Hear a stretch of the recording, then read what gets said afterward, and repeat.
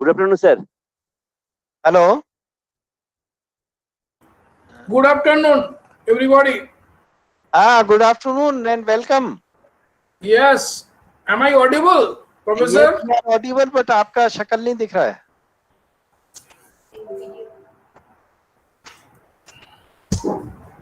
Is it okay? Now it's fine. Thank you very much. So welcome. Actually, I'm in Calcutta. Oh. I took leave for 5 days. This week I am in leave. Okay. So I'm in home. That is why. That's really nice view. Thank you very much. Background is today is sunny or today is a little hazy? Yes. मौसम कैसा है? मौसम तो ठीक है लेकिन घर का अंदर है इसीलिए उतना लाइट नहीं है. लगा बाहर जैसे थोड़ा सा कोहरा टाइप सा लग रहा था मुझे. No, actually it is a arch type thing. Okay. Is it not visible? I am not visible. Hello. Is it audible? It's audible and perfectly visible both. Okay, thank you. Okay, so we'll start. Yes, you can start. Good afternoon, participants. Today's second talk will be delivered by Professor Gautam Sutradhar. Now, Professor Sutradhar, presently the Director of National Institute of Technology, Manipur, having more than 30 years of teaching as well as industrial experience, is presently engaged in Foundry Cluster Development Program initiated by TIFSC New Delhi and MSME West Bengal and Government of India. He has authored 2 books and has published more than 75 technical papers in referred journals of national and international importance, guided more than 20 MTech theses and 14 PhD students. Professor Sutradhar has supervised many research projects sponsored by AICT New Delhi, CSIR New Delhi, UGC, TST. He had visited Japan Foundries as IIF delegate, presented his paper in 53rd International Foundry Congress at Slovenia, visited University of Wisconsin-Milwaukee, US as international fellow, and he is the recipient of Best Paper Awards from the Institute of Engineers India and the Institute of Indian Foundrymen. ACRC visiting fellowship sponsored by DST New Delhi in 1996, EMINT fellowship by Europe Union in 2014. He had awarded as a dedicated foundry professor from IIF Eastern Region in 2017. Professor Sutradhar, former Vice Chairman of Eastern Region of the Indian Institute of Foundrymen, is presently handling various administrative posts like Honorary Vice Chairman of Board of Governors of Vivekananda Technical Institute, Howrah, BOG members of IIS WBM, one of the oldest business school in India, nominated by AICT New Delhi, and IIIT Manipur and MTU, Manipur Technical University. He is also a fellow of the Institution of Engineers and a member of many professional bodies. He is one of the major contributors for nationally coordinated projects under Make in India program in metal casting technology, Smart Foundry 2020 sponsored by DST. In addition to academics, Professor Sutradhar has contributed towards the industrial sectors also. He had advised more than 60 MSME foundries of Howrah, Rajkot, Bhiwadi, etc. He was the technical advisor on behalf of Jadavpur University for the modernization of Angus Works of Braithwaite and Company Limited, Kolkata. Now, it is my pleasure to invite Professor Gautam Sutradhar to kindly share his views on examination report in view of NEP 2020. So, sir. Thank you very much, Professor Govil and his team, and I am really congratulate the team of Professor Govil to conduct such a nice program, faculty development program, and I am being invited for that. I am really very happy in this.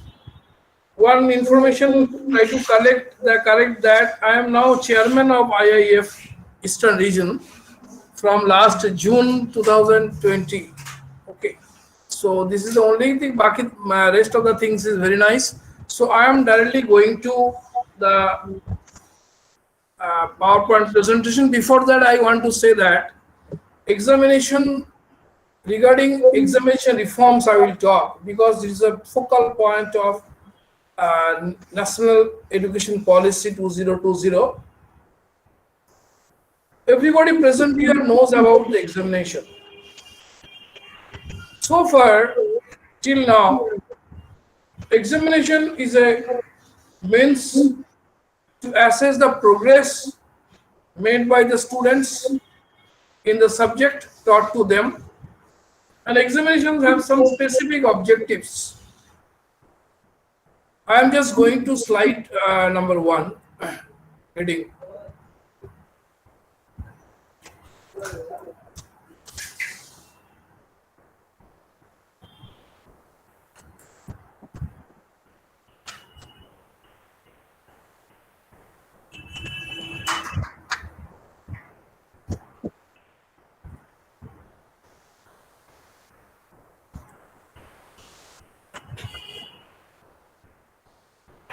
See,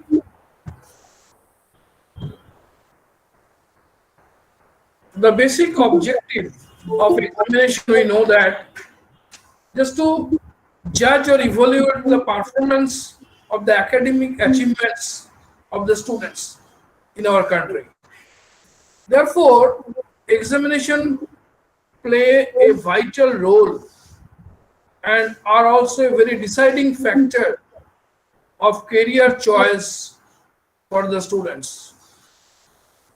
It also gives the ability to the right higher qualifications and also determine the degree of knowledge which he or she is possessed.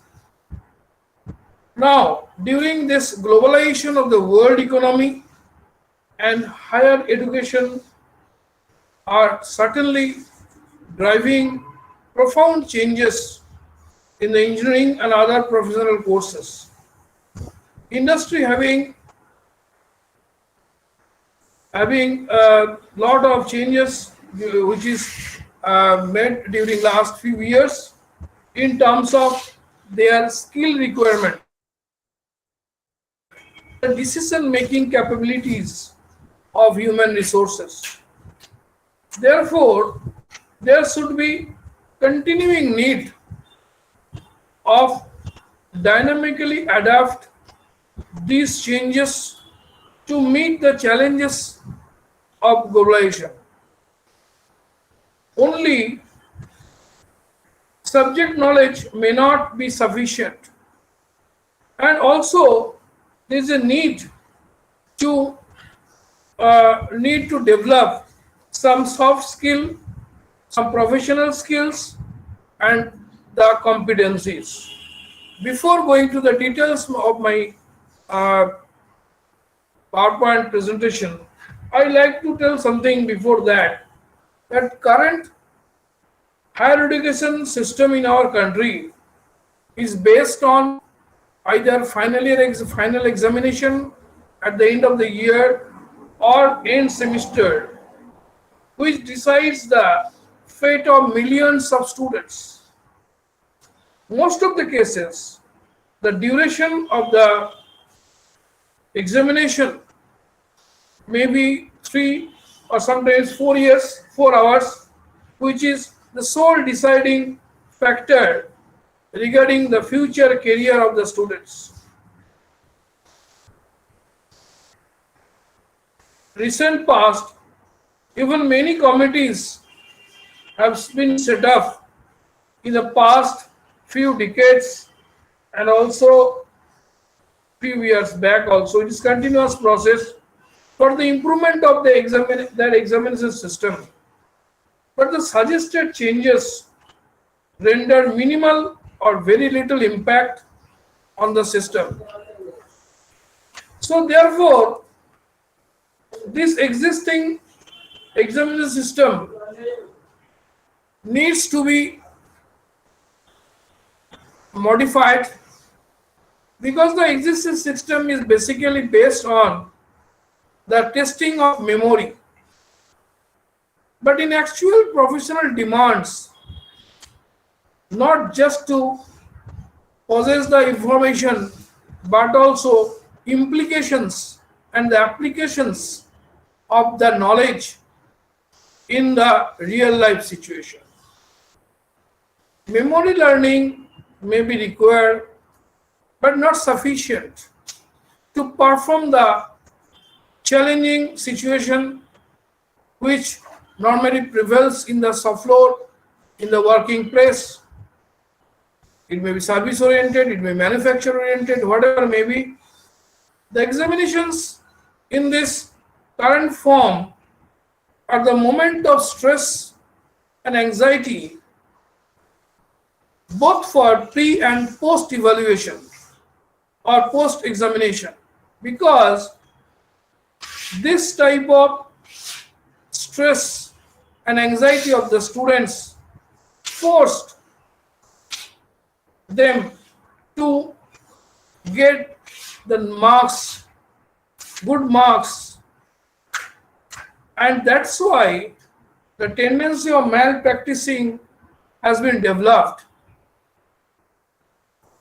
It is well accepted that traditional examination system does not bring out the real ability, achievement, or potentiality of the students.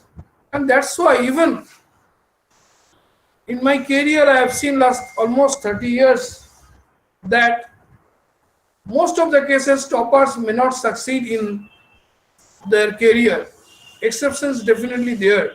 But in general, what is my view, that front benchers are not really becomes the front benchers in their career, because to get the good marks is his own hand, but to get the success in the profession needs so many other qualities. The team spirit, the leadership building, and many more things are needed. Okay, and that's why only subject knowledge may not give, or definitely not give, the success, not only professional but also in other fields also. Therefore, in present national education policy, they have focused on many things, but one of the thing is to give continuous type of evaluation. And I will also propose some of the models which I have got it from UGC and AICT, and if we, then definitely the attendance of the class, particularly for third year and fourth year, which you know that attendance getting decreases because they know hook or by crook they will get the they have to cross the final year, or you can say final semester or end semester, and that's why they are not attending the classes. Maybe one of the reasons, except few classes. Some few professors are definitely giving very good material in the class, and their lecture may be very interesting, and that's why people are coming only few classes in anywhere, any of the higher education institutes. And therefore, we need to think on that how students could be class oriented when they understand that their class attendance, the tutorials in the class, the extempores in the class, or different type of quizzes in the class are they part of their curriculum, part of their examinations evaluation system, then definitely they will focus to attend the classes. And not only that, it will develop definitely a team building spirit when they will work out any problem, or they will attend some brainstorming session in class, when they will handle with some real problem which is given to them. So these kind of things is really matter of discussion today, and I hope that this input from my sharing of this information will definitely give some sort of idea that how we can proceed further, so that examination reforms could be done under the perspective of national education policy. What the slides are, almost I have already discussed or already told, that definitely the higher education is largely examined, and pattern is still now more or less test memory system. And definitely this present system prevents the students from the quest of knowledge. They do not get an interest. They do not get how to apply they do not know what they can relate what they are taught in the class, and how it could be applied in their respective fields.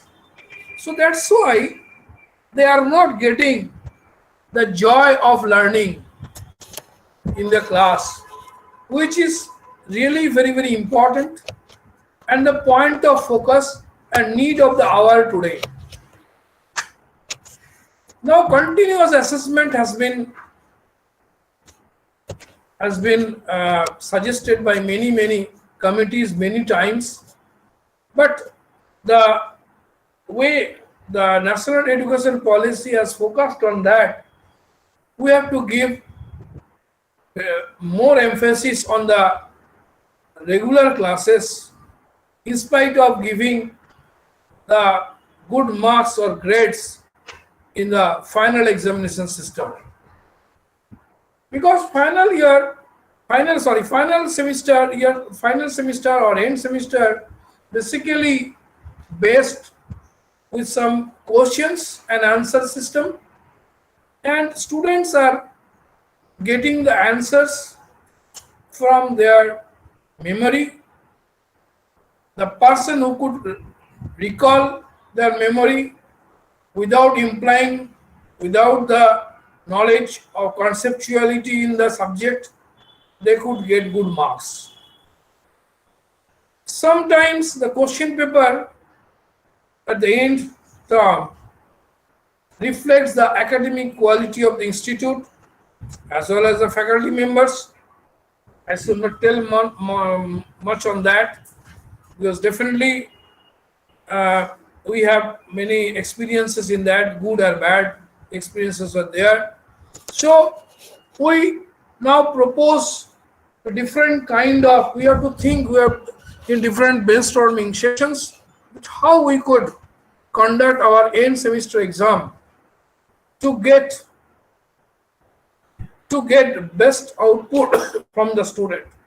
As of we know that to conduct end semester exam also a tremendous pressure for the administration side, academic administration side also, particularly the affiliating universities who are having more than 100 institutes. They take too much pain for appointing paper setters, distributing the question papers, selecting of the moderators, evaluators, etc., etc. And the evaluation also depends on person to person. So now, in the present scenario, where the globe is changing very fast rate, higher education sector is also part of that. It cannot be out of the system. So therefore, a huge transformation is going to take place. And because the 21st century, the demand for human resources have changed compared to previous century. So therefore it's a challenge higher education system to create proper skilled human resources from the young population. Now, the basic focus of this for this national education policy is that to increase the gross enrollment ratio. Okay, so which is, I will discuss this thing particularly because it's a very, very focal point for new NEP 2020. Unfortunately, our country is very much lagging in this. Presently, we are gross enrollment ratio is only 26.30, and it is very difficult to even achieve this thing by, it is an index, basically gross enrollment ratio is an index. To achieve 50% is really a challenge for this, for us, for higher education system, because to achieve 50% 2035, for that we have to plan in a proper manner, so that we have to follow proper roadmaps so that we can achieve that. So higher education system, which we are actually thinking under NEP 2020, in that system, government also should focus for the excellence of this and also better employability. Because higher education which we are thinking for future should be driven by innovation and technology, and then only that Atmanirbhar Bharat, which is the dream of our country, will be achieved. So, see, I am telling what are the challenges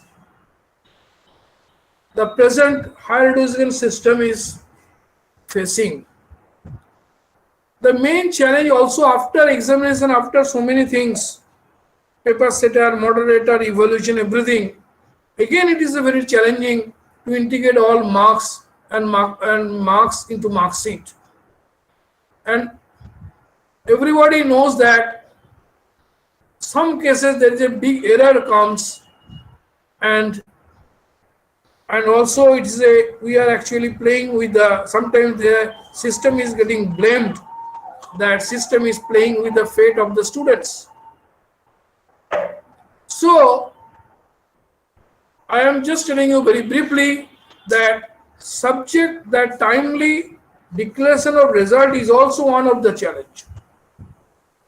Now only subject knowledge is not sufficient, and therefore the more number of horizontal assessment modes should be suggested than one single vertical mode, and then curriculum should be more focused on professional requirements. Only self-study will not serve the purpose to achieve the goal for better human resources, or who can face the challenges of 21st century. There must be, in the curriculum, there must be enough scope for developing leadership qualities, decision-making qualities in particularly dynamic situations. Nowhere so far this kind of things are included in the curriculum, how to build the leadership, how to make the team spirit, how to do a work in team basis, team oriented goal, how it has to be fixed, how the team will work to achieve that goal. These are not being taught in present curriculum. Now, I just want to say what I was thinking, that current education ecosystem, in this, if you see that gross enrollment ratio, basically I told it is an index. It is an index. It's a ratio of the, suppose class 1 to 8, the gross enrollment ratio is 96.9, that means 97%, which means that the number of students up to class 8 divided by the total population in that age category. That means our population, out of our population, 97% of them are enrolled from class 1 to class 8. Now, if you see, when they are coming to secondary level, the gross enrollment ratio is drastically reduced to 97% to 80%. And further, when they are going to the higher secondary level, it changes or decreases again 80 to 56% almost. Now, when they are going for class 2, then ultimately the gross enrollment ratio becomes 26.30. It is our national average, but I am happy to, if you see the national state-wise, this enrollment ratio, Sikkim is the highest. Sikkim gross enrollment ratio is about 53, 54 if I am not wrong. And lowest is the Bihar and Jharkhand, I think. So Bihar, the gross enrollment ratio is about 15%. So if we think that number of students who are entering the primary school, it is 240 million, and when they're after 10+2 and they are joining in the higher education, it is about 37 million only. So this is our basic focal point, how to improve this thing, how to improve the current education ecosystem. So I will definitely give some type of models, 3-4 models, which are definitely, we are also thinking in our institute, and I also discussed because I got it from AICT and UGC portal. So we see, this is model number 1. First I will say theory courses, and then I will discuss on the practical course, practical classes. See, this in theory course, I suppose I am just giving 4 models. Every time we are thinking, it is proposed that internal marks may be 70%, external may be 30%. So the stress for the examination, taking or sitting for the examination will be little bit reduced, and this will be reduced because it is purely based on continuous mode. Say class test, maybe 2 may be taken out of 3. There may be 4 quiz must be taken. After that, 3 may be taken. Some group discussion, some brainstorming, some active learning, some sort of colloquium, that must be 10 marks, that is 5%. some home assignment, class assignment, attendance. So ultimately, the end of the semester, out of 200, they can sit only for 60 marks. That means 30%. Now model number 2, it is almost similar fashion, only different names, but attendance is there.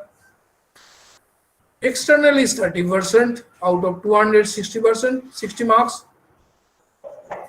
Group discussion, tutorial, active learning, additional assignment, etc., etc. is 10%. That means 20 marks out of 200.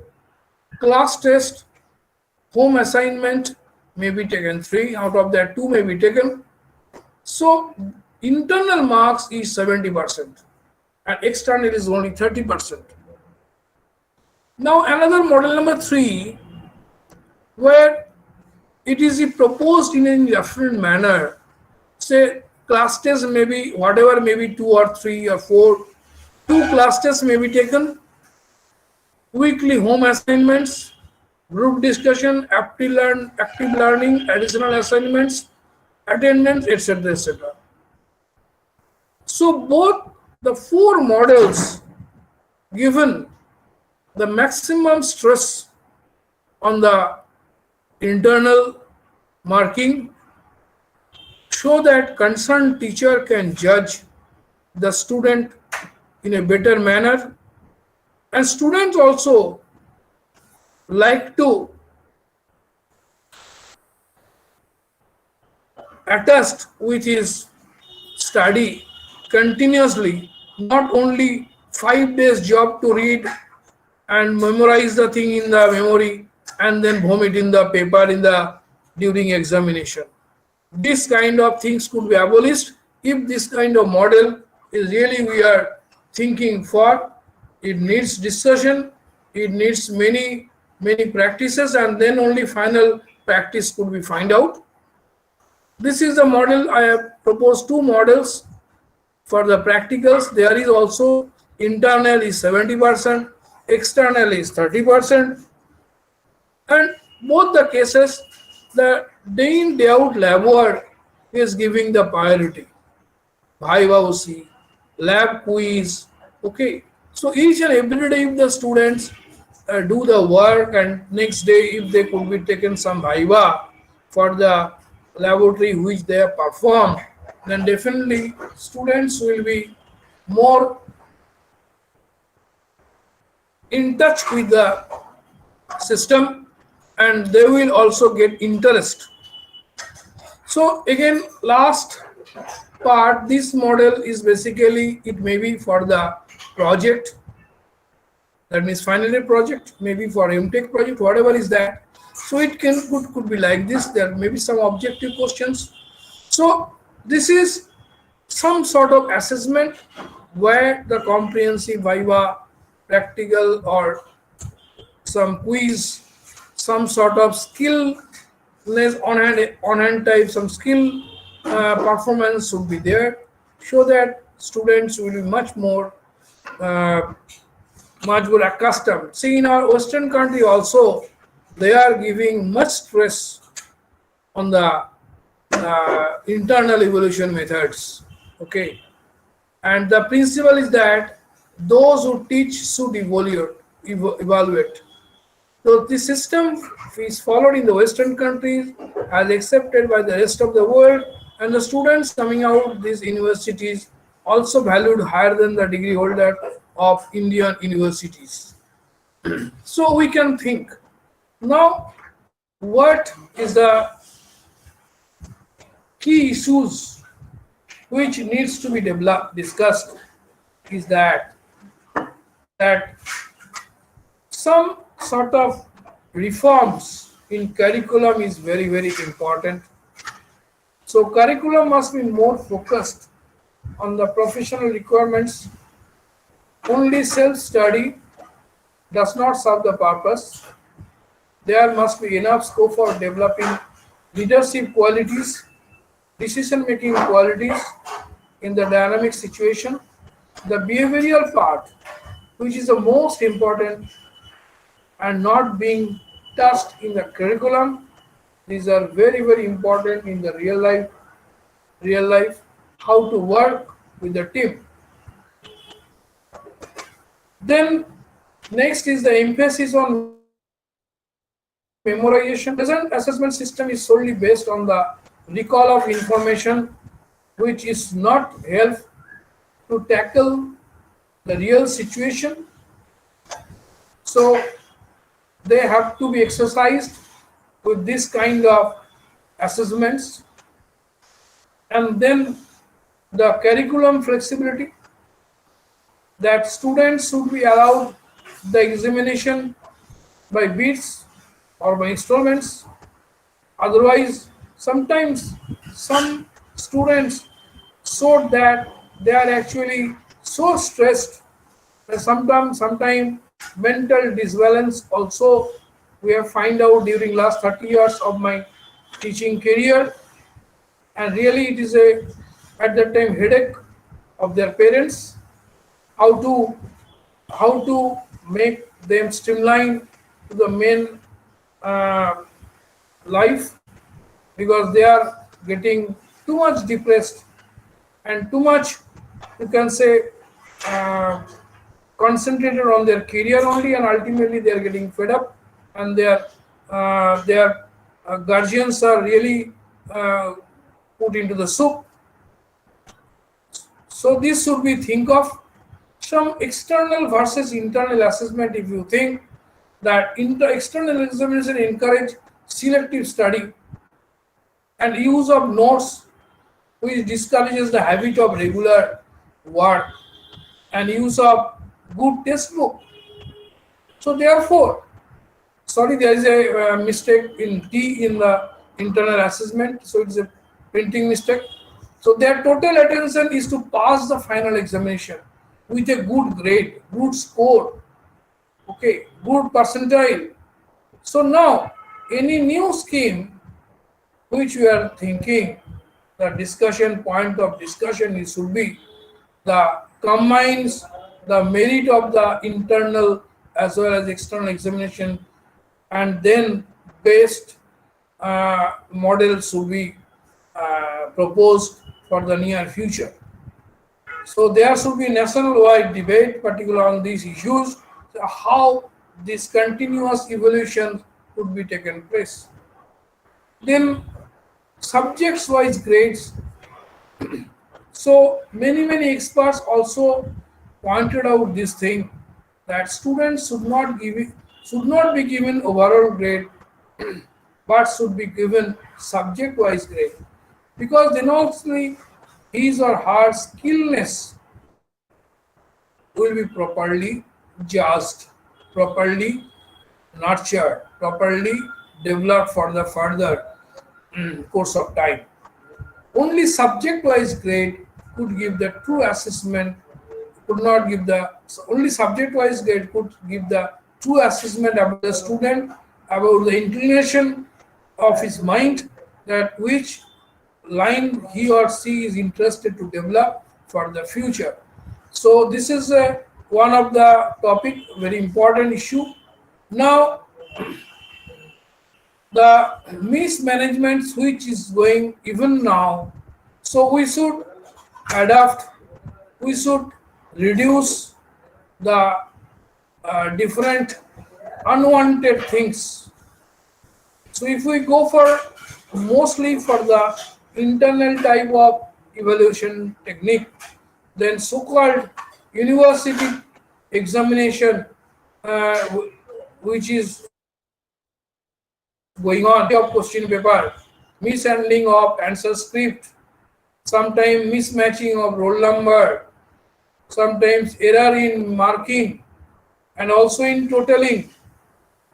So these things could be avoided by using the latest techniques, not only the computation and the optical scanning, these are the techniques, but overall this kind of examination system may change the total paradigm shift of the examination pattern of the present day.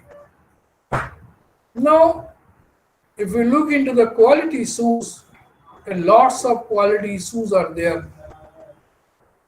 The quality of question paper, the quality of term work assessment, holding fair practical examinations, management of malpractices, and quality of answer script evaluations, and many things are need to be charged, need to be think.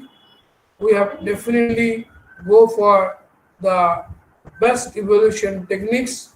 So therefore, I personally believe that this kind of evaluation technique should be changed. Now I am coming to the suggestions. The faculties could think on that. That's why I given the very bold letters points that continuous updating and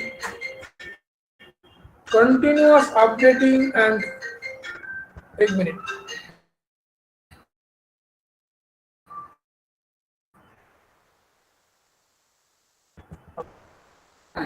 Now, the continuous updating and revision curriculum are very much essential to make the sound culture of any education system. Universities need to streamline their examination process such that the declaration results also occur in a time-bound affair, and the student's career must be hampered. Okay, we have many experiences are there that BTech final year is not coming, but the MTech gate examination is over and admission procedure starts. Some universities are lagging to give their results so late. The students who are actually qualified, their qualifying examinations, even they could not enter into that because of this type of mismanagements. So this is one thing. Second thing, we could definitely think on the curriculum flexibility. You may be aware that National Education Policy has introduced or thinking to implement with the credit bank system. Okay, that there should be each student, suppose for the BTech, they should get the credit for 100 credits for BTech course. Suppose after acquiring 25 or 50 credits, he has having some problem, maybe health problem, maybe his parents problem, or maybe in family problem, he or she has to leave the course. So this present proposed system, which the NEP 2020 suggesting that even she could start even after 2 years, even after 1 year with the bank of their credit, and rest 50 credits if or she could manage by rest of 2-3 years, so he or she could get the degree. This kind of curriculum flexibility is already suggested in NEP 2020. Now it is a matter of think how we can implement those things. So again, it is coming introduction to the internal assessment system. So that same thing, the scheme of comprehensive or continuous examination system would be the best and effective measures for gauging the students rather than one-time examination, either at the end of the year or at the end of the semester. So introduction of this present internal assessment, which is based on the comprehensive and continuous process, should be the best for marking or evaluating any students for throughout the semester or for any course, for any curriculum. So now I am coming to the conclusion part of my lecture today. See that Indian higher education system is changing very fast as per the globalizations of the world economy and also higher education, and therefore the changes in the education system comes, and now we are crossing the transition zone of the education system change. So because worldwide there is a adoption of out-based education system has been started. So we have to think that how this outcome-based education system should be ventured, how we could implement this thing. Next is the greater expectation from higher education due to the country's rapid growth, economic growth. So this country's economic, we are the second largest populated country. Our economic growth should be there, but side by side, the expectation for higher education is also prime importance from the society. That yes, the higher education system should be such that it will be good for the society. It should be best for their human life, and only theoretical research is not sufficient, and therefore every forum it is being discussed that the research which is done in the laboratory should be translated into a practical way, so that the general people get benefit out of it. Because the education system, higher education system is continuously done by the general people, taxpayers are paying for that. So therefore we should be very, very careful that the justification for their expectations is really very correct. And therefore in today's rapid economic growth, which is continuously growing up in that society, the society expects much from higher education system. So this is our, as a administrator, as a stakeholders of the education higher education system, with the teachers having higher responsibility to meet the expectations of the society, expectations of the general people of the country. So therefore, true spirit of the motto is that experiment, innovate, or perish. See, just like before our independence, you know that our father of the nation told that do or die, like that. So in this present situation, you have to innovate, you have to do experiment, and you have to flourish. Otherwise, you cannot continue with the competition, global competition, and ultimately you have to go perish. You will be no more. So therefore, in today's context, I am telling the faculty members who are present, who are just present here, they have to face many challenges in the coming years. So be careful and be prepared for that, because presently this national education policy, which is just about to implement and also pointed out many reforms, it's a huge task to it's a very big document. Okay, so it is, I am telling only say very one part of evaluation, examination or evaluation techniques in the new national education policy, which I pointed out and which definitely reform our higher education systems. So last but not the least, I want to say that many experimentation done in the education system in the past few decades, but still the basic problems remains unsolved. So in the young faculty fraternity, I just give you a message that please come forward and try to understand what actually National Education Policy 2020 has actually focused. So we have to give more focus on the basic objectives, because here education is not only the matter of skill, but other than education also like yoga, dance, arts and crafts, music. So they are giving more stress, not only make an engineer or doctor or whatever is that. The basic objective is to convert a real a person in totality. Okay, so this is the basic objectives of national education policy. So with this few words, I want to leave this lecture. So thank you very much for calling me and to invite me for this session.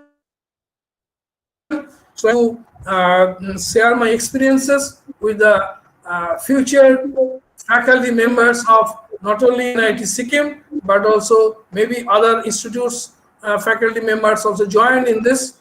So I hope very best future for them. But only thing I am telling, you have to be very diligent and sincere because you have to face lot many challenges in the coming decades. Thank you very much. Jai Hind, Jai Bharat. So thank you very much, sir, for your words. Now, participants, if you have any question, you can ask directly to sir. So please unmute and then you can ask. So if you have any question, you can ask directly to sir.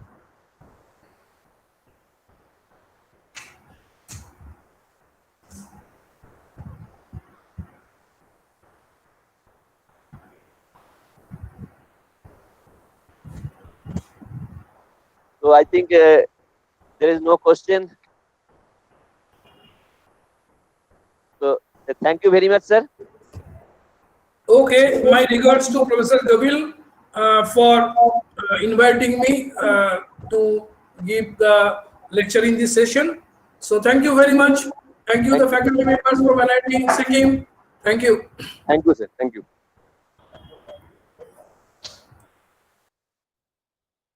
So, dear participants, our next lecture of today's session will start within few minutes. So, the next speaker, Professor Lalit Kumar Awasthi, Director, NIT Jalandhar, will join within few minutes.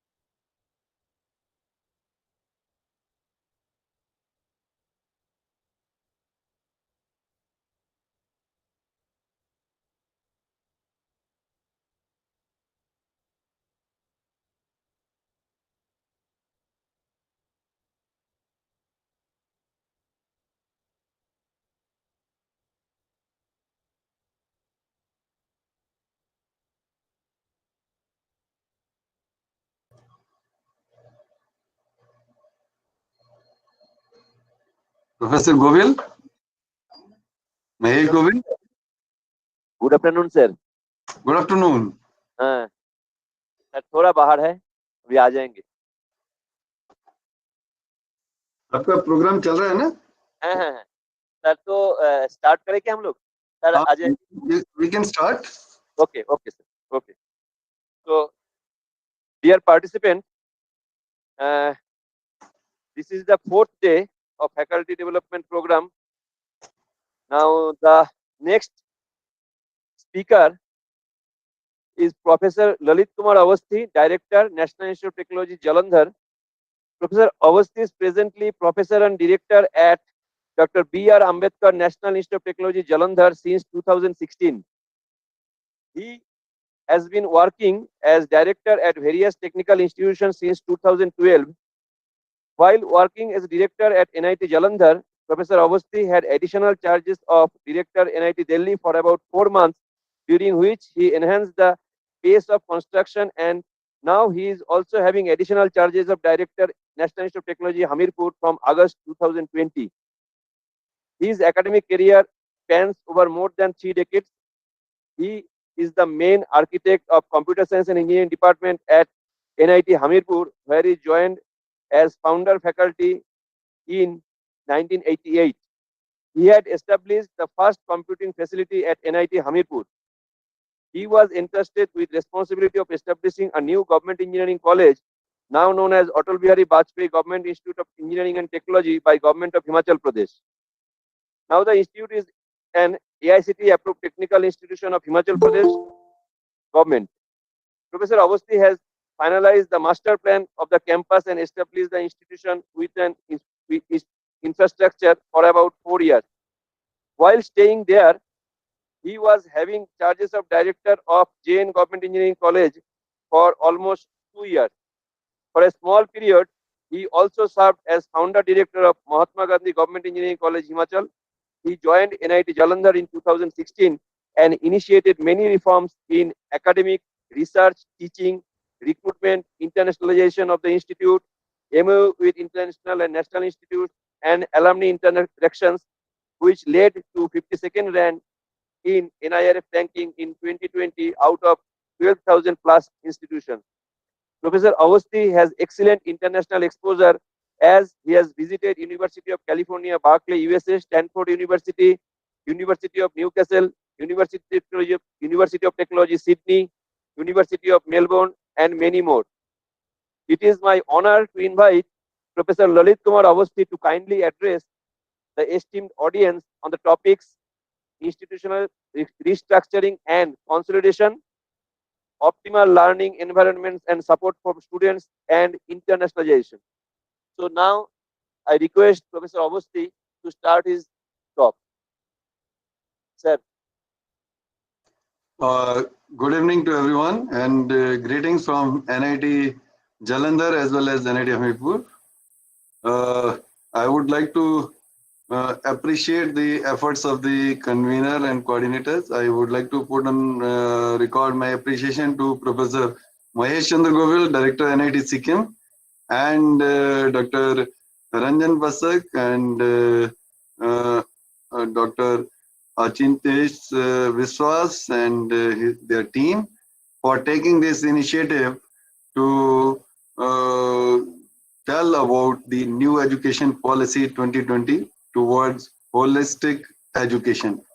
And I've seen there have been so many lectures already delivered by eminent speakers on this new education policy, and many directors and mostly directors have been invited to deliberate on the new education policy. So I would like to just give a small presentation and discuss with you. I think I can share the screen.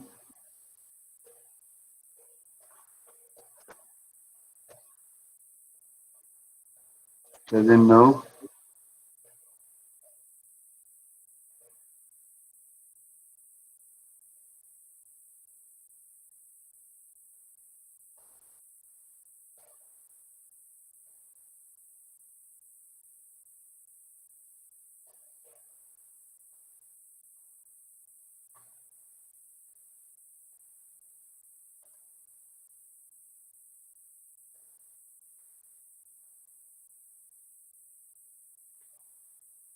Is it visible or not? No, sir. Okay. 1 second. Okay.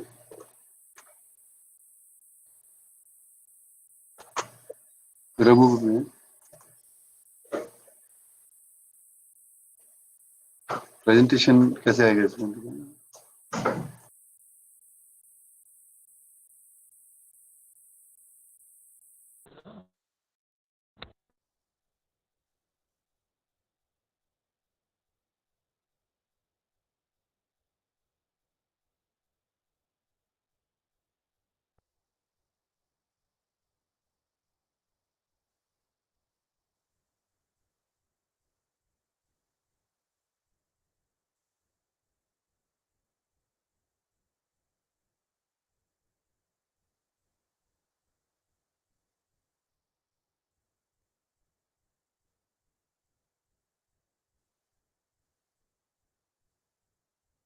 Can you see now?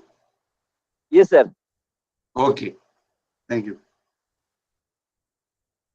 So, the new education policy is towards holistic education.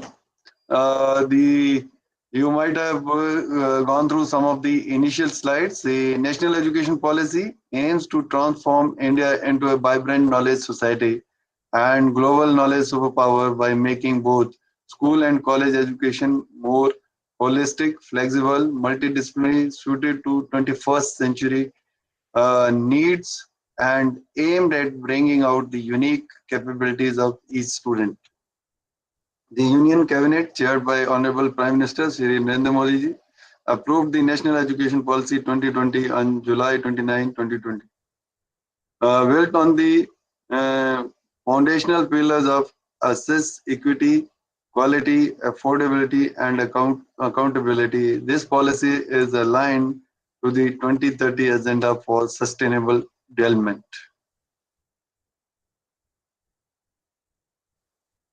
My topic is in particularly institutional restructuring and consolidation. So, in the new education policy, we have a vision and architecture for higher education that has been envisaged in the policy with large, well-resourced, vibrant, multidisciplinary institutions. Fragmentation of higher education by transforming higher education institution into large multidisciplinary universities, colleges, and higher education institution clusters, knowledge hubs. Institutional restructuring is inspired by ancient Indian universities like Takshila, Nalanda, Valvi, and Vikramshila. So, as you see, the education system in India, you'll find that we have very rigid structure at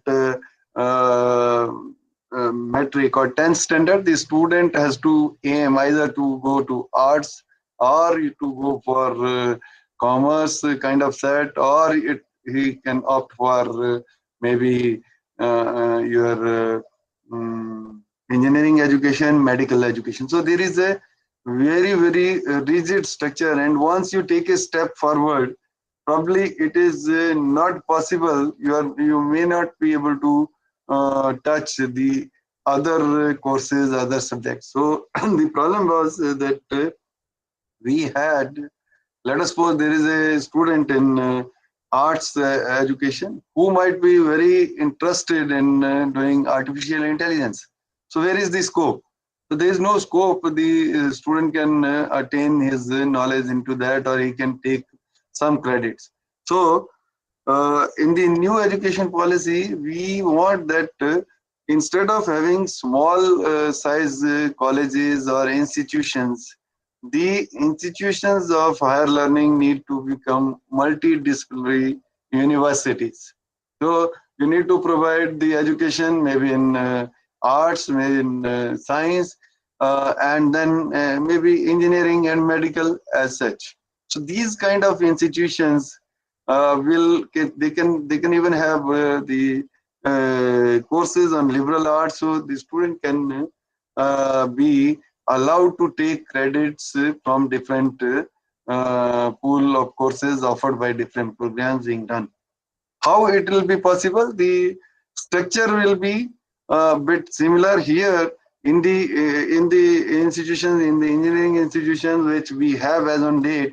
What we are doing is that we are giving the students that these are the core courses and these are the elective courses, and these are some of the fundamental or science courses or one or two management courses. Now, so the flexibility has to be built in a program that the core courses are indispensable. So the student has to have one central core, and around that core, maybe he or she can be allowed that they can take courses, maybe elective courses in the same discipline or related to some other disciplines, or they can take the courses from art, science, or law if need be. So the interest of the student will be kept at the top, and they will be allowed to intermingle with the courses. So the core courses, let us suppose in engineering we give roughly 40 courses.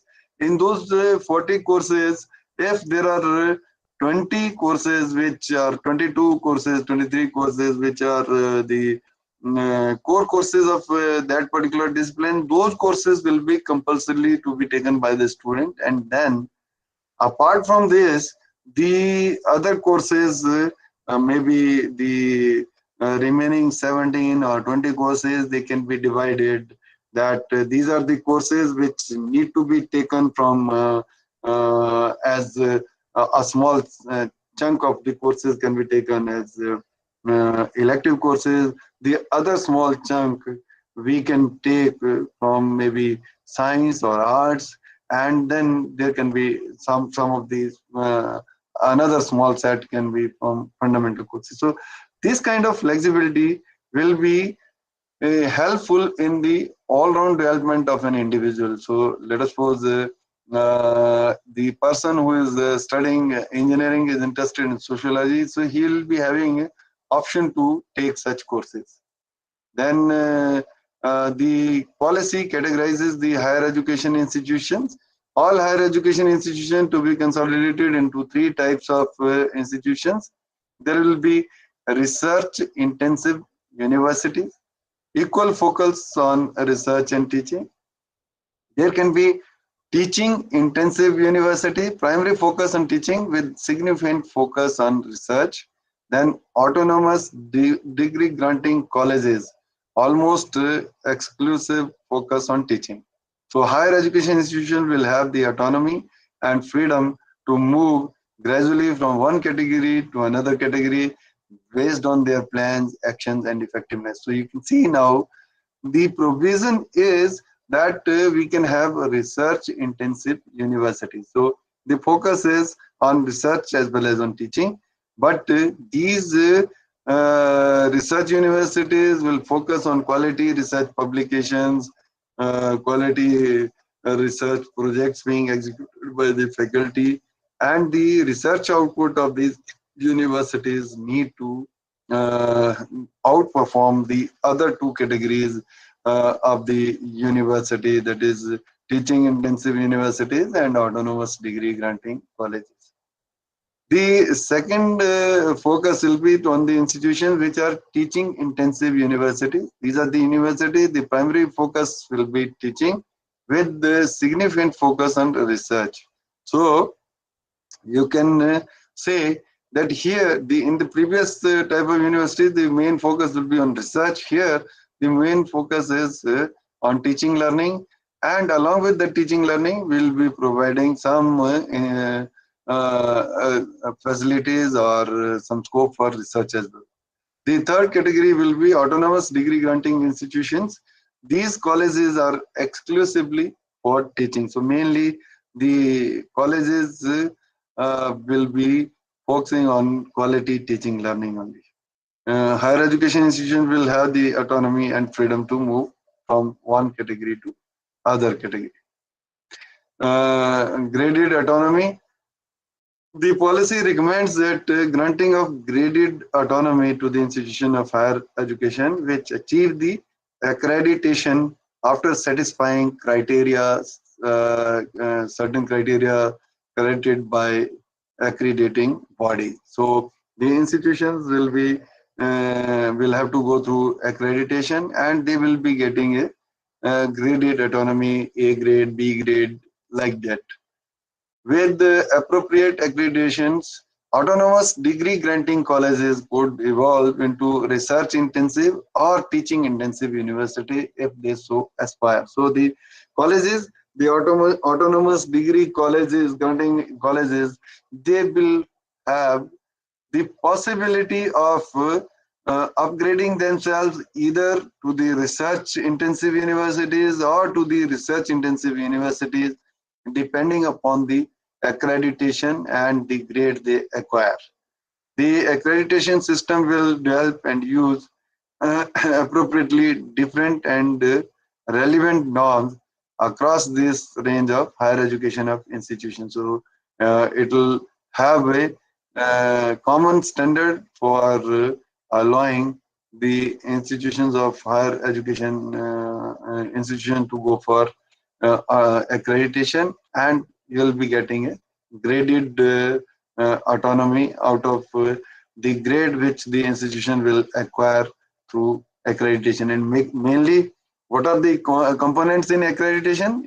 The accreditation will be mainly focused on teaching, learning, your student teacher ratio, how many faculty are there, and then how many faculty are with PhDs, and what is the research output of the institution, how many publications, and the parameters will be how much infrastructure development is done, how much money is available for research funding and projects, and how much the outcome of the institution as demonstrated by the student placements and performance in the national level or international level competitions and tests. That will be mainly the criteria for accreditation. Additional responsibilities of higher education institution: support other higher education institution in government, community engagements and services, contribution to various fields of practice, faculty development for higher education system, support to school education. So the higher education institutions will have the additional responsibility to adapt, to uplift the other higher education institution.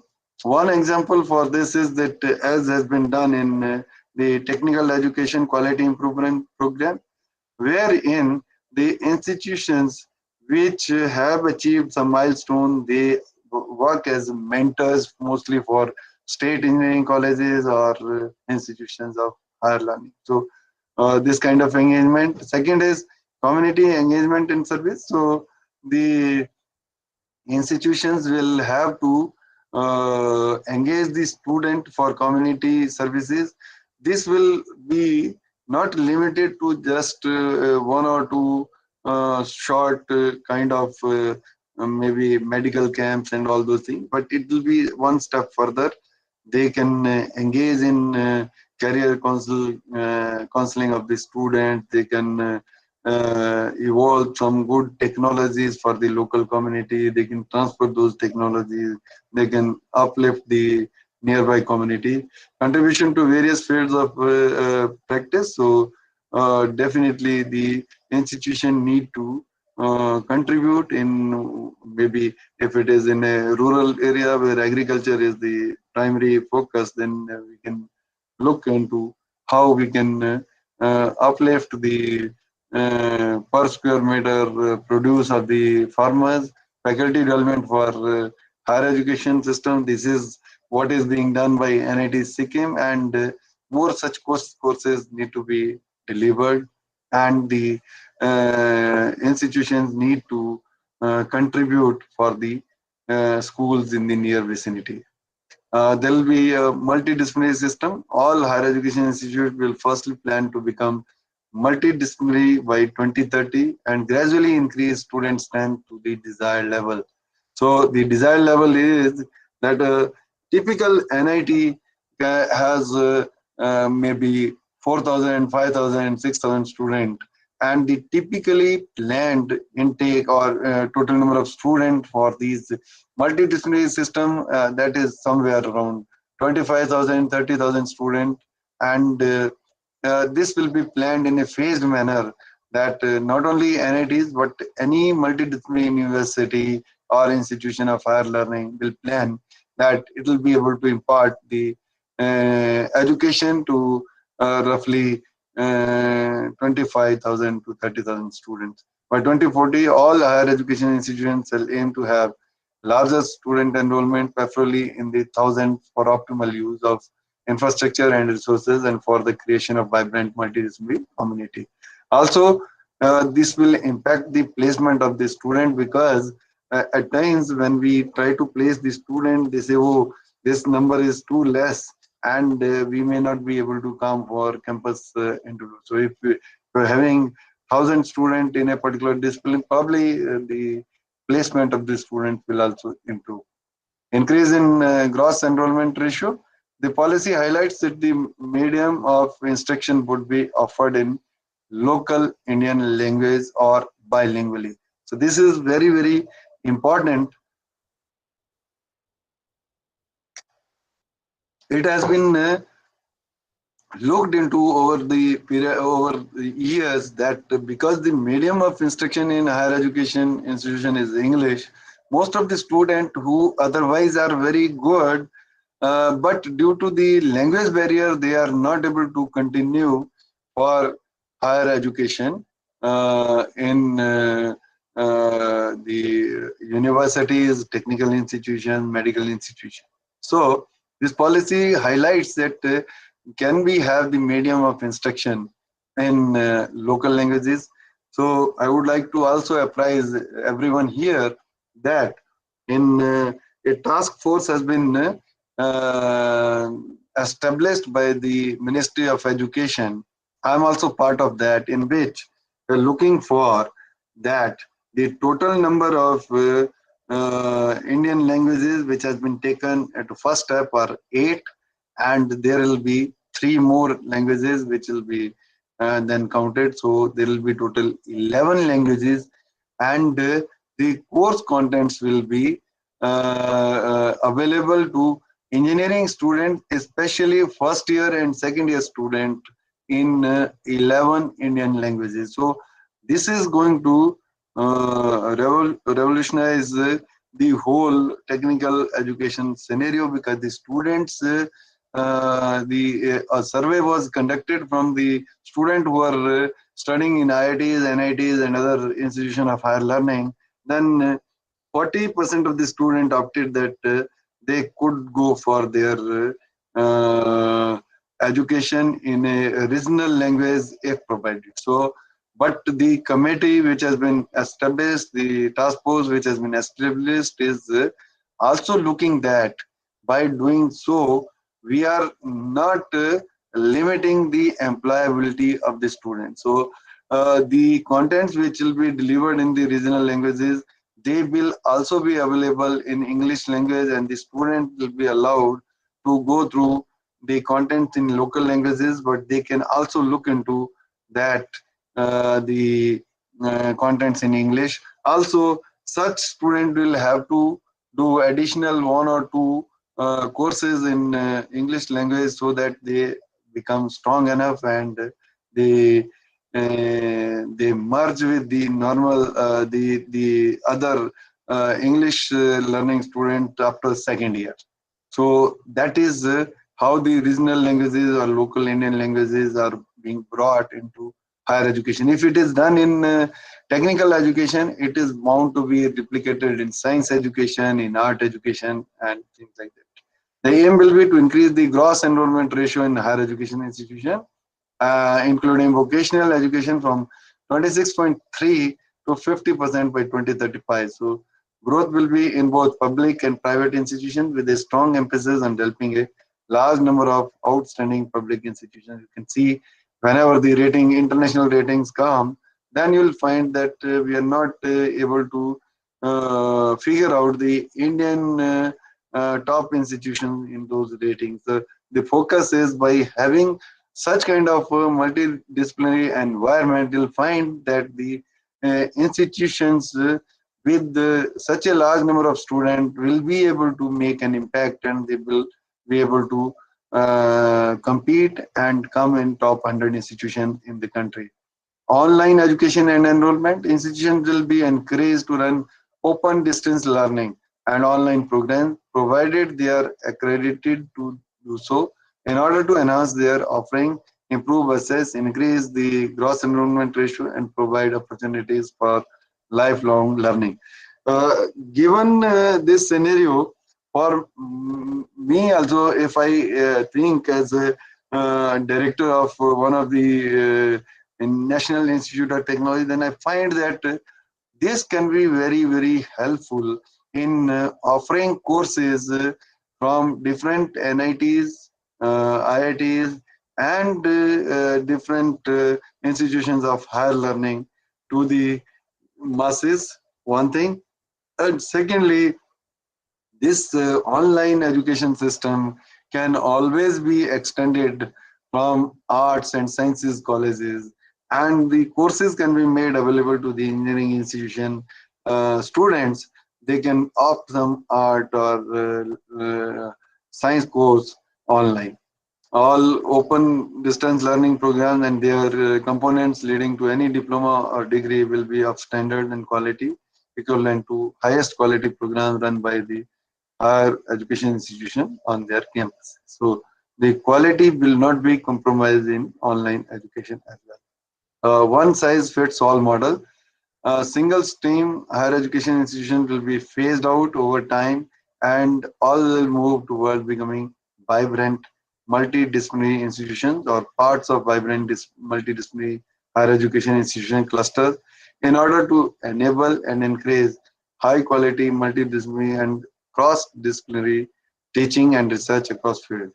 All higher education institutions will gradually move towards fully autonomous academic and administratively in order to enable this vibrant culture. So the focus will be that the institutions should become autonomous in academic and administration, and in order to enable this vibrant culture, there will be no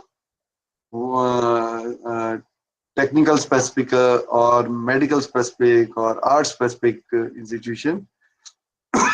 The institutions will be multidisciplinary in nature, and they will be contributing for the all-round development of the students. Responsibilities of affiliating universities. Each existing affiliating university will be responsible for mentoring its affiliated colleges so that they can develop their capabilities and achieve minimum benchmarks in academic and curriculum matters, teaching and assessment, governance reforms, finance robustness, and administrative efficiency. So the affiliating universities role will not be just to give the give autonomy, but their responsibility will be for mentoring the affiliated colleges.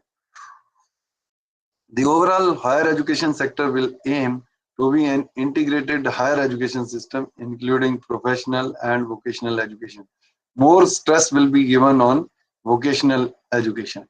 So even at school level, we can think that there will be more efforts for vocational training and there is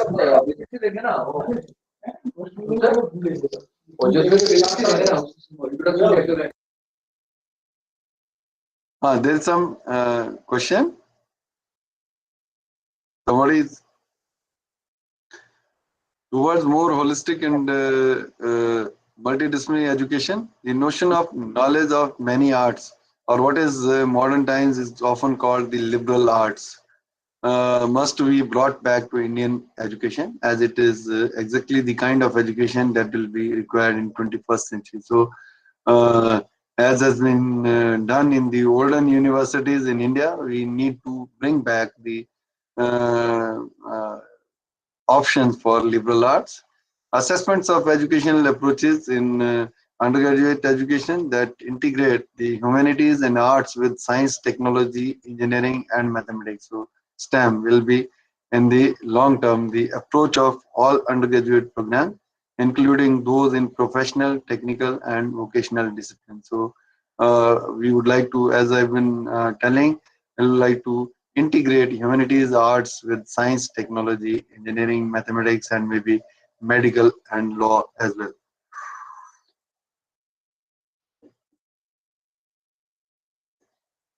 Liberal education with broad multidisciplinary exposure, imaginative and flexible curriculum structures, creative combinations of disciplines of study, multiple exit and entry points, master's and doctoral education provide research-based specialization. So this is liberal education with broad multidisciplinary exposure. So the students will be given more option, more flexible curriculum, and the focus will be on their creativity.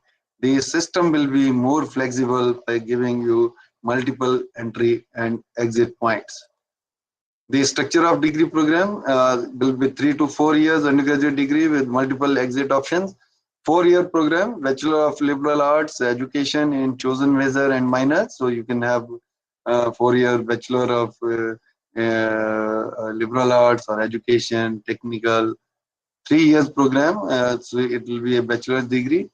And both 3 and 4-year program lead to a degree with honors with research work, and exit with a 2-year advanced diploma or 1-year certificate. So at NIT Hamirpur, we have implemented this multiple entry, multiple exit program. We have a 5-year program also, and we have allowed the student, if they opt to go for a 4-year degree program, they are allowed to go out. If the student need to go after 3 years, they can go leave. What has to be done by the institutions for implementing this? So we have implemented this by having a academic bank of credits. So the students will be going through a academic bank of credits, and this academic bank of credits will be implemented. And if a student opt to leave after 1 year, 2 year, 3 years, his credits will be freezed and made available to him as a certificate. So if he is leaving after first year, a certificate will be given, in which we'll be mentioning how many credits he has qualified. And after second year, he'll be given a diploma.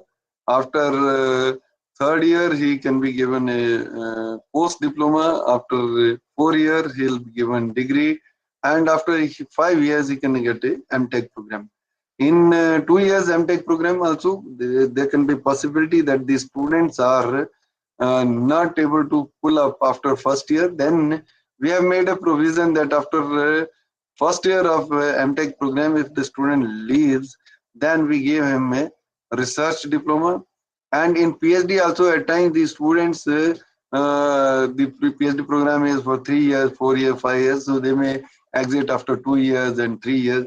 If they have qualified the comprehensive exam, we can give them a post-engineering diploma by batch, which will be able to give the credits he has earned in the courses and the research publications he has made out of this program.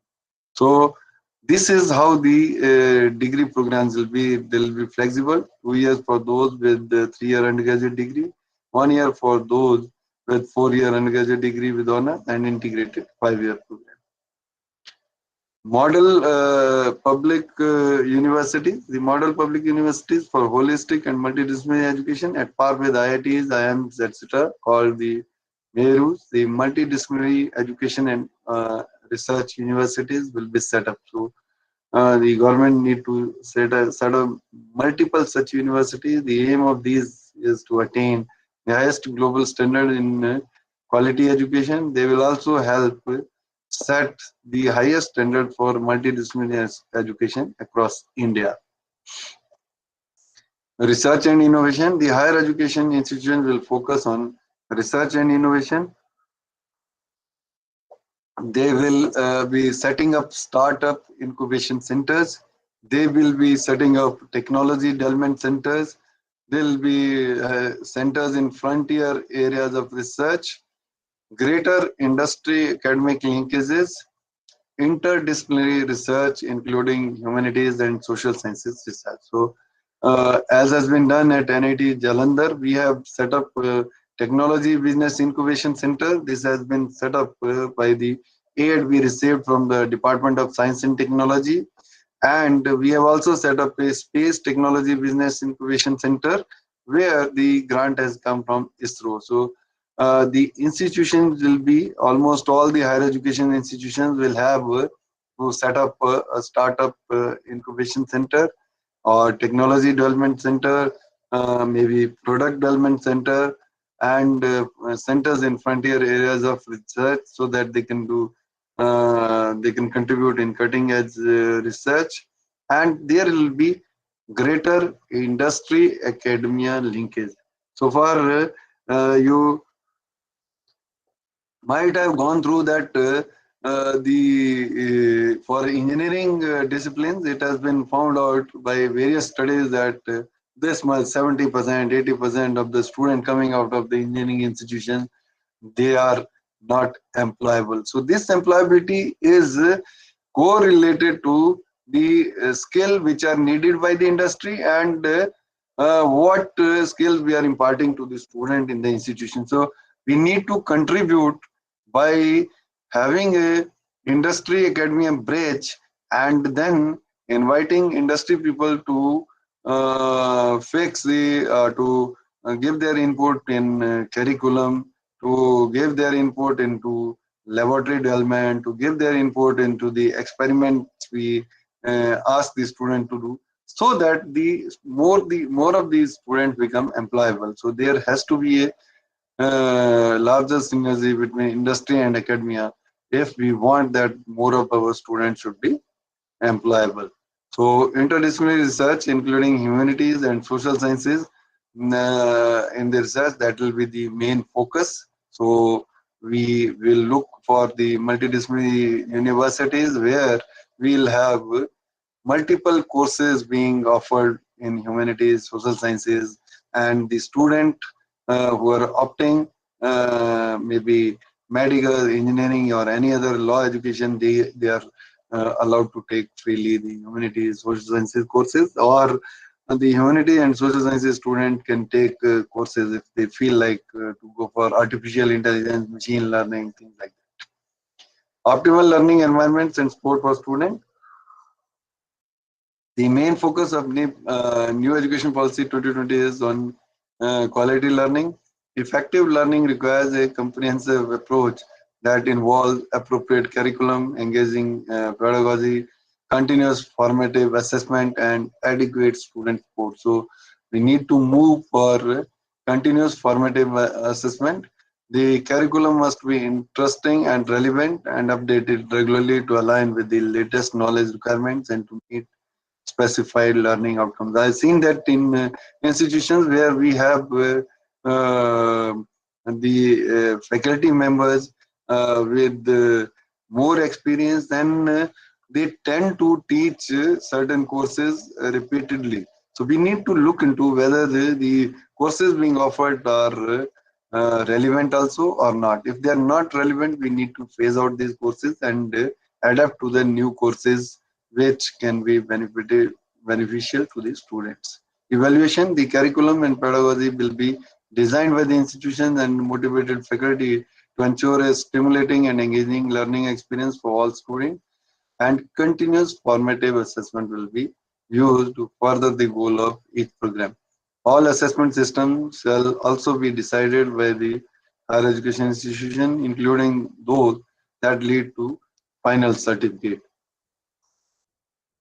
Choice-based credit system will be revised for instilling innovation and flexibility. So we need to look into that. The choice-based credit system is not only on the papers, but it is implemented. We have sufficient number of faculty to offer variety of courses which can interest the student, and we allow them to go for it. Higher education institutions will move to a criterion-based grading system that assesses student achievement based on the learning goals for each program, making the system fairer and outcomes more comparable. So the student outcomes should be comparable in two institutions or three institutions. We should be able to compare which institution is better and which is not. The academic plan, each institution will integrate its academic plan ranging from curriculum improvement to quality of classroom transaction into its large institution development plan. Each institution will be committed to the holistic development of students and create strong internal system for supporting diverse student current and academic and social domains, both inside and outside formal academic interaction in the classroom. Student sport, universities and colleges will be required to set up high quality sport centers and will be given adequate funds and academic resources to carry student sport effectively. There will also be professional academic and career counseling available to all students as well as counselors to ensure physical, psychological and emotional well-being. So we may have to have maybe yoga or other kind of teaching learning environment that can keep the student physically and mentally balanced and strong. Online education, as has been said earlier, this is will provide a natural path to increase access to quality higher education. So there have been so many initiatives, out of which one is SWAYAM and NPTEL, and similarly many such online courses are available offline. But similar number of online courses will be available. We can have MOOCs for larger student strengths, and this open distance learning program will aim to be equivalent to the highest quality in-class programs available. Norms, standards and guidelines for systematic development, regulation and accreditation of open distance learning will be prepared, and the framework for quality of open distance learning that will be recommendatory for all higher education institutions will be deployed. So the higher education institution will be offering their courses online. Internationalization, this is another part. Larger number of international students studying in India and greater mobility to student in India visit, study, transfer credit to or carry out research at institution abroad and vice versa. So the main focus will be that we need to make the our country as the main educational hub, and we need to look into providing large opportunity to the students of foreign origin, how they can come. So the higher education universities, the multidisciplinary universities, the NITs, IITs, they will be asked to have a international student center which will facilitate the student visits. They will facilitate their coming to India and getting study visas and things like that. So these centers will be mainly instrumental in bringing in the foreign student. You might have seen there can be case studies like universities, VIT, LPU. These are the universities with the large number of foreign students. So we can take a input from these universities as well as how they have gained access to these students and how they have come to their universities. India will be promoted as global study destination, providing premium education at affordable cost, and international student office at each higher education institution. Hosting foreign students will be set up to coordinate all matters relating to welcoming and supporting students arriving from abroad. We need to have international student hostel so that the students which are coming from foreign, they can get some small one room kind of facility where they can cook their food because of their diverse food requirements. And we need to look into that and their living and their study here in India is smooth. Research, teaching collaborations and faculty student exchange with the high quality foreign institutions will be facilitated. So there is a provision that we have the memoranda of understanding with the leading universities in the world, and these leading universities, they will be able to they will become a kind of brand ambassador for the institution in India, so that we can attract quality students from there. So initially the students of these universities, they can come and stay for some time. They can come maybe on short term, smaller time period, maybe 1 month, 2 months, or 1 semester, and the credits or the research work they do here, that can be then transferred to their parent institution. Similarly, some students from India, they can go there in the foreign universities and they can stay for a small period. So such kind of engagements will be helping in internationalization. High performing Indian universities will be encouraged to set up campuses in other countries. So this is a very good move in which the best universities or institutions in the country, they will be allowed to set up their campus in the foreign countries, whereby that will become a kind of linkage between the foreign student and their counterparts in India. Similarly, selected universities, those from top 100 universities in the world, will be facilitated to operate in India. So this is a very good move. One side, it will bring in the best technical or non-technical or best education to India, but there will be equal challenge for the institutions of higher learning to come to up to those standards, so that we can also compete with them. A legislative framework facilitating such entry will be put in place, and such universities will be given special dispensation regarding regulatory governance and content norms on par with other autonomous institutions in India. Student activity and participation. Plenty of opportunities for participation in sports, culture, art clubs, eco clubs, activity clubs, community services projects, etc. will be provided to the students. So we at NIT Jalandhar or NIT Hamirpur, we are making that the community service is to be made a compulsory thing for all the students in NITs. So in these two NITs, and we want that the students should be engaged for solving the problems, common problems of the people in nearby community. In every education institution, there shall be counseling system for handling stress and emotional adjustment. So this is operational in almost all the institutions, but it will be made more vibrant, increasing hostel facilities. And as I have said, that if we need to attract the foreign students, we must be able to have the facilities in the hostel for their comfortable stay. All higher education institutions will ensure quality medical facility for all students in their institutions. Financial support for the student. Efforts will be made to incentivize the merit of students belonging to SC, ST, OBC students.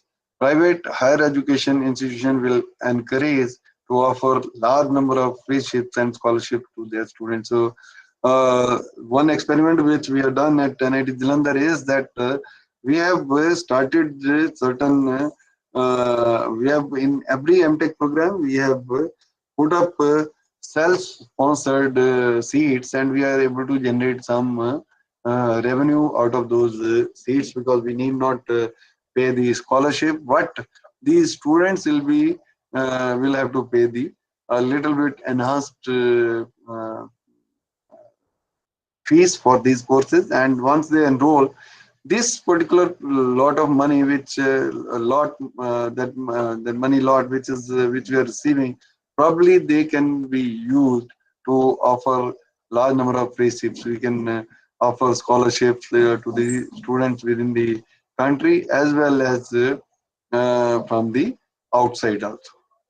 So thank you all for your patience listening. If you have any queries, questions, kindly let me know. So, thank you, sir, for your enlightened talk. So, now I request the participants, if they have any questions, they can unmute themselves and ask their queries directly to sir. So, participants, if you have any question. Sir, what is the role of HEFA? HEFA. HEFA is for funding the higher education institutions. HEFA has been created, and this HEFA gives a loan to the higher education institutions for infrastructure development, for laboratory development, and this need to be paid back in easy installments, and any interest incurred on this loan will be paid by the government. Okay, sir. Thank you.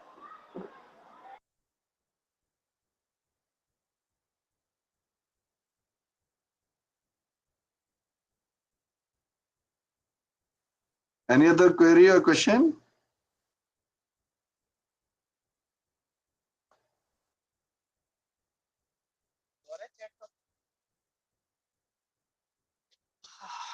Any other question?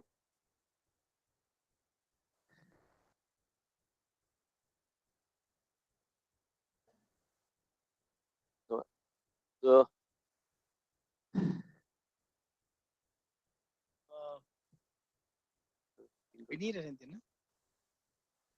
हाँ जी. So good evening. Good evening. हाँ, वो D के interview चल रहे थे तो मैंने उसमें बैठा था. कोई बात नहीं. हाँ. Not an issue. हाँ, उसका मिश्रा का फोन आया था, वो कोई मीटिंग रखना है. हाँ. अच्छा चलो, फोन पे मैं बात करूंगा फिर. ठीक है, ठीक है. I'll also try. तो ठीक है. okay. Thank you, sir. Thank you very much. Thank you. Namaskar. Jai Hind. Jai Bharat.